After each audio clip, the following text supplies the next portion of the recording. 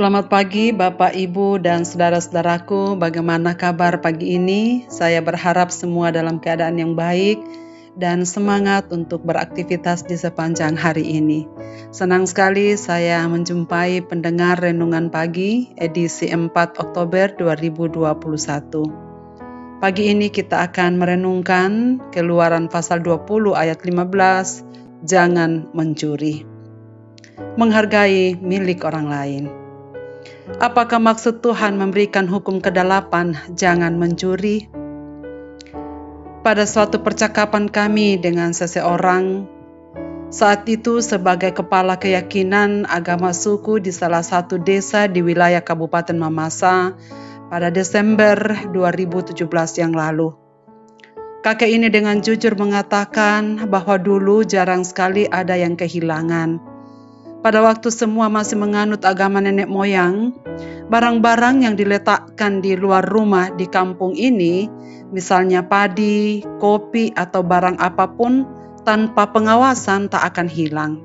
Sebab orang tak akan berani mengambil sesuatu yang bukan miliknya. Tetapi sekarang, berita tentang kehilangan sangat sering terjadi.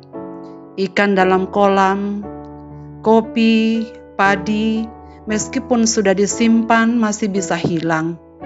Bahkan tempat yang sudah diamankan oleh pemiliknya dengan memberi kunci pengaman masih bisa dibongkar. Sekarang sepertinya makin banyak pencurian. Ini hanyalah salah satu keluhan dari sekian banyak pelanggaran terhadap hukum ke-8 dari 10 hukum Taurat yang diberikan Tuhan. Walaupun sering diucapkan, tetapi pelaksanaannya tidak semudah mengucapkannya. Perampasan hak dan pengambil alihan benda atau milik orang lain lebih sering kita dengar daripada orang yang menghargai sesamanya dan milik sesamanya. Ini menunjukkan rendahnya rasa saling menghargai sesama.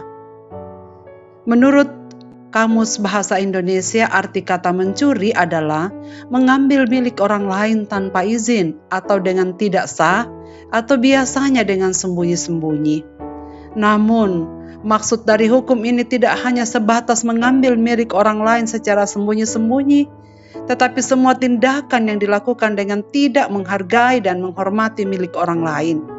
Sebab itu, maksud hukum ke-8 diberikan supaya kasih terhadap sesama diwujudkan dengan menghargai miliknya.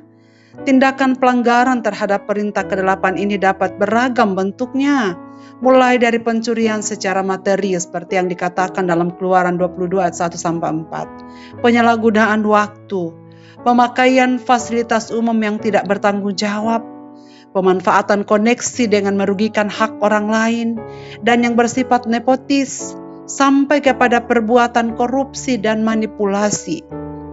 Berbagai tindakan menahan hak orang lain pun merupakan tindakan pencurian yang dibenci oleh Tuhan, sebagaimana yang dikatakan dalam Imamat pasal 19 ayat 13 dan Ulangan pasal 24 ayat 14. Ingatlah bahwa Tuhan sendiri yang akan menjadi pembela orang-orang tertindas, janda, kaum miskin yang dicurangi.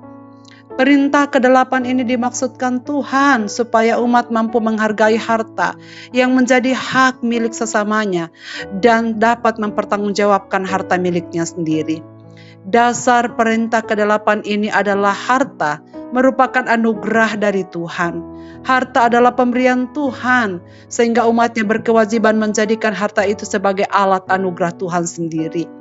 Paulus mengajarkan anak-anak Tuhan untuk bekerja keras dan menikmati hasil jerih lelahnya sendiri, tidak membebani orang lain, dan bukan mencuri. 2 Tesalonika 3 ayat 7 dan 8. Kewajiban kita adalah berkarya untuk membangun kehidupan yang lebih baik. Tanggung jawab kita adalah menyejahterakan sesama kita dengan berkat yang kita terima dari Tuhan, bukannya merugikan orang lain. Tanggung jawab seseorang yang percaya adalah jangan sampai merugikan, tidak menghargai dan menghormati milik sesamanya. Mulai dari hal-hal kecil seperti jika meminjam dikembalikan, utang harus dibayar. Dengan demikian kita memelihara hukum ke-8 dengan tepat. Orang yang menghargai Tuhan dan berkat-berkat-Nya akan mengasihi sesamanya dengan tidak akan mengambil harta yang bukan miliknya, tidak juga hak orang lain, sebaliknya dengan rela membagi berkat dengan sesamanya. Dengan demikian, kita dapat memuliakan Tuhan. Marilah kita berdoa. Bapa di sorga, pada pagi ini kami bersyukur untuk firman-Mu yang kami dengarkan mengawali hari-hari kami. Ajarlah kami ya Tuhan untuk memelihara hukum ini dalam kehidupan kami.